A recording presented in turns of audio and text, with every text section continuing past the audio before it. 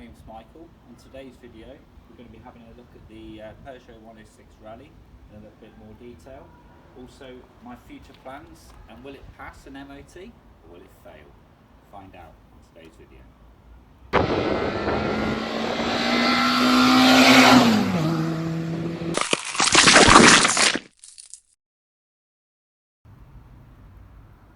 So to start off, in the engine bay, what have I done so far? Literally replaced the battery. The old one was about 4 years old, looked a bit tired, so I think it was time to replace that. I've also replaced the coil pack under the HT leads there. That is a standard one, I must admit, and I do want to get a competition one or a better performance one, as I do have the performance HT leads, which I also purchased. And I've also replaced the fuel filter, and actually when I replaced these HT leads I did actually do the spark plugs at the same time, just to let you know. Things I do need to do on it.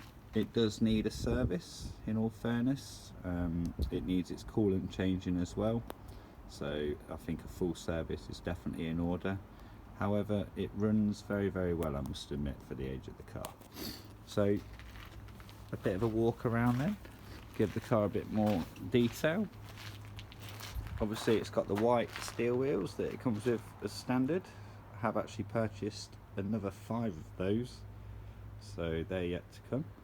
I may be able to mess around with those as well, change the colour a little bit. If anyone has any suggestions, please comment.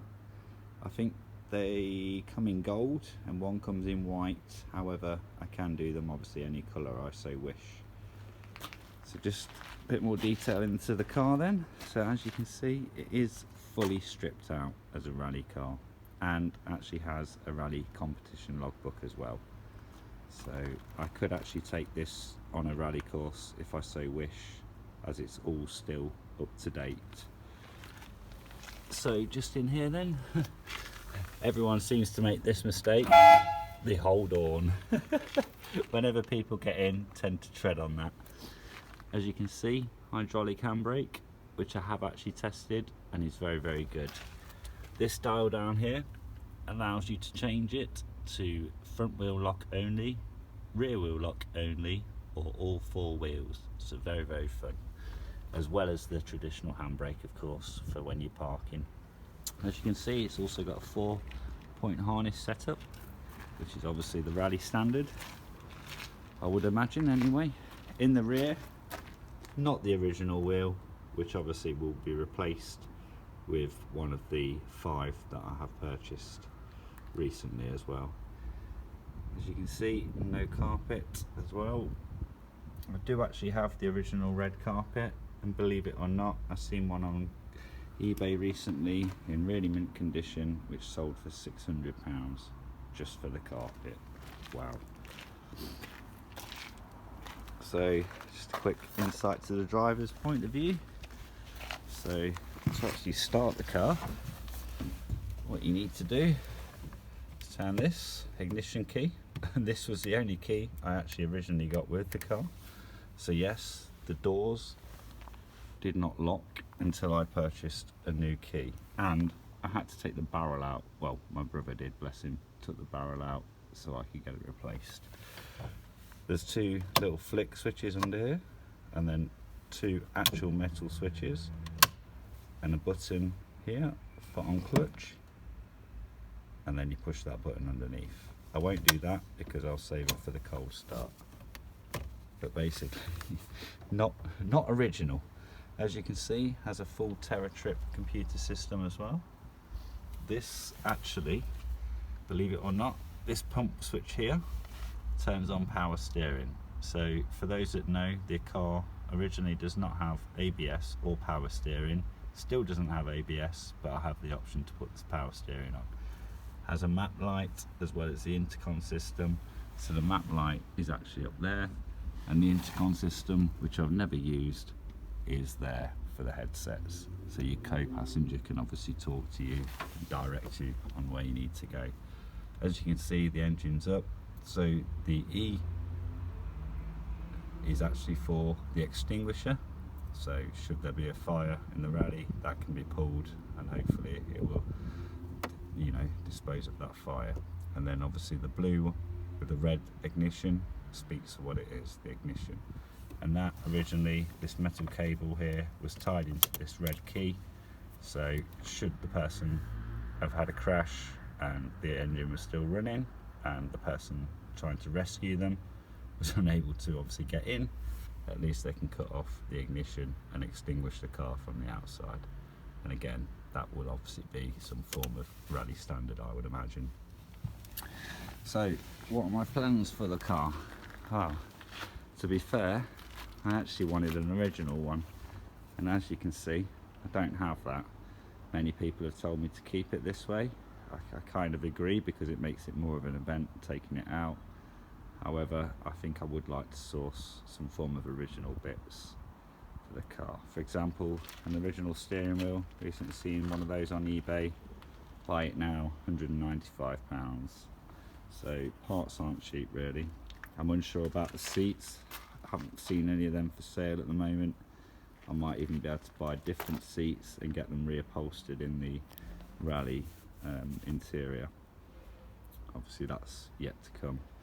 So my first thing that I want to get done, ideally, is to get rid of the black roof.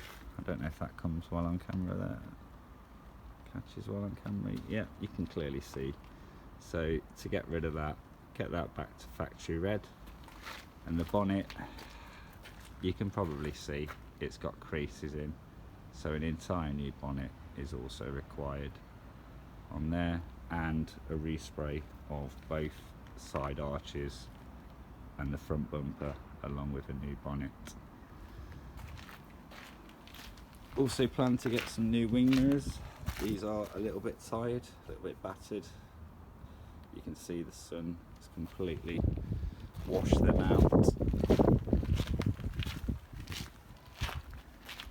Also, ideally, again, this is long term, they've got screws in here, and I don't want them, I want them out.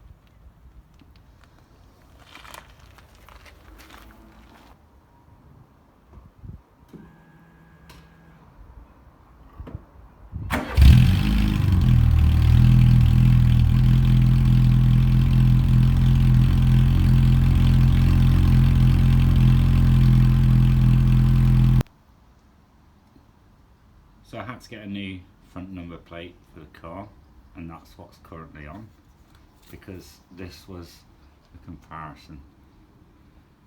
As you can see, quite a lot smaller and most likely a failure. But the lettering, in all fairness, it's not as thick, but it's not far off, is it? So I don't know, it's debatable, isn't it? That to that. And I suppose it might have been a more out of view, in fairness. Let's see if I can line it up. It is off, isn't it? By about, what, a centimetre each side maybe, plus thickness of lettering. So worth the change anyway, I think. So fingers crossed that will help it get through. As you can see on the ramp, been tested.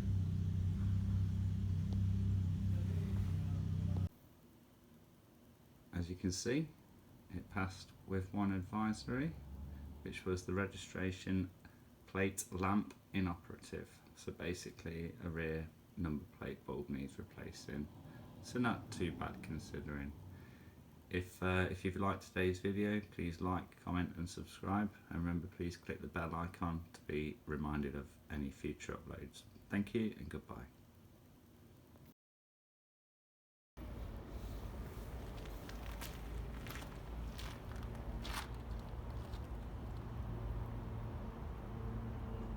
Hello and welcome. My name is Michael. In today's video we're going to be having a look over the Peugeot 106 Rallye S1. Also going to be telling you my future plans on the car and